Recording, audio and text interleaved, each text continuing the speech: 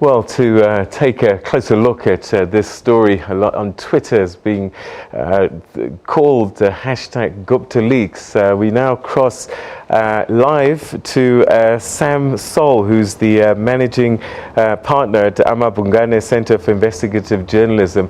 Sam, thank you very much for joining us. You're in Cape Town, I believe. Thank you for giving us this chance to talk to you. I would imagine that in fact, let's take it from the beginning. You sort of dropped this bombshell, all of this data,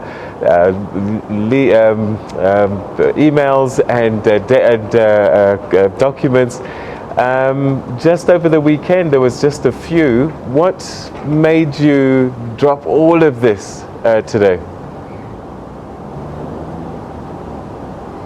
Look, I think the reason why we came out now today, and we haven't released all the data. All we've said is that there is a lot of it. There's a huge trove, and we're committed to make that available to journalists much more widely than ourselves, because both for the protection of the whistleblowers, it's important that this all comes out, that it's known that it can't be stopped, but also because the story is bigger than just Amabhungane, bigger than just one news organization. It's a story for the country and for many people too. There's so much here. It's a story for many people to work on.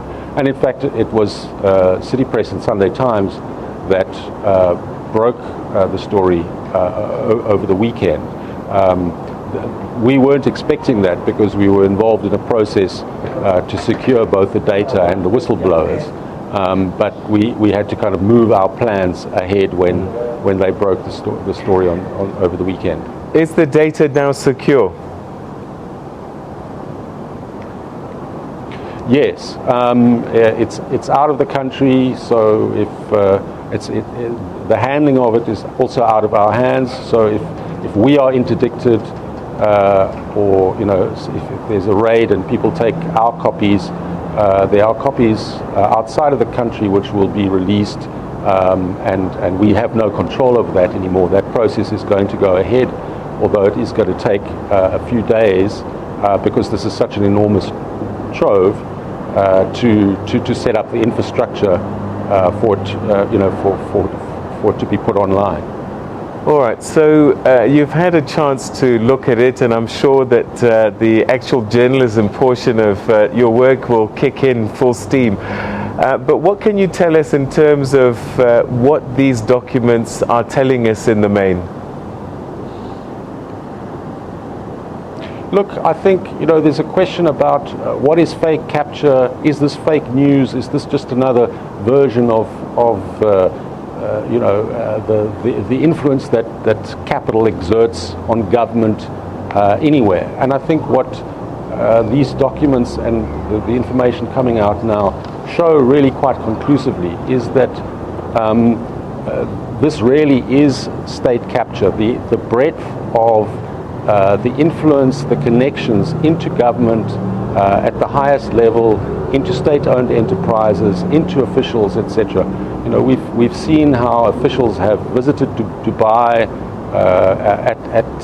and stayed in hotels at the expense of the Gupta family and so on. And the story that we published today, the main story we published today, really highlights what does state capture mean, and the evidence that we put forward today is really very strong. It's about the deal between Transnet and the Chinese company China South Rail to purchase new locomotives for Transnet.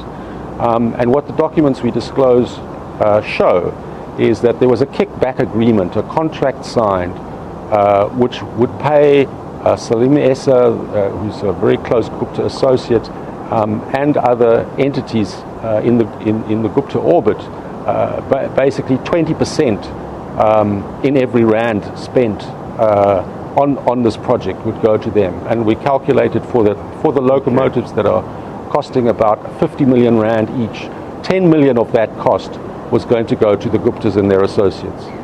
All right, Sam, I suppose a question that most people are going to ask and they want to be sure of is this not fake news? And can you trust your source that's been able to deliver this data to you?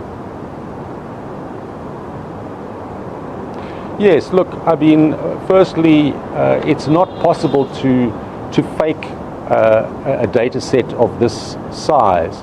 It's not possible to create something like that just out of even if you wanted to. This is hundreds of gigabytes big. It's about between 100,000 and 200,000 individual emails and associated documents, attachments, etc. So there's no doubt that this information is what it purports to be. It's communication and documents from within the Gupta empire. So we have no doubt that it's real, and nothing that we've come across up to now in any way suggests that it's been tampered with or anything like that.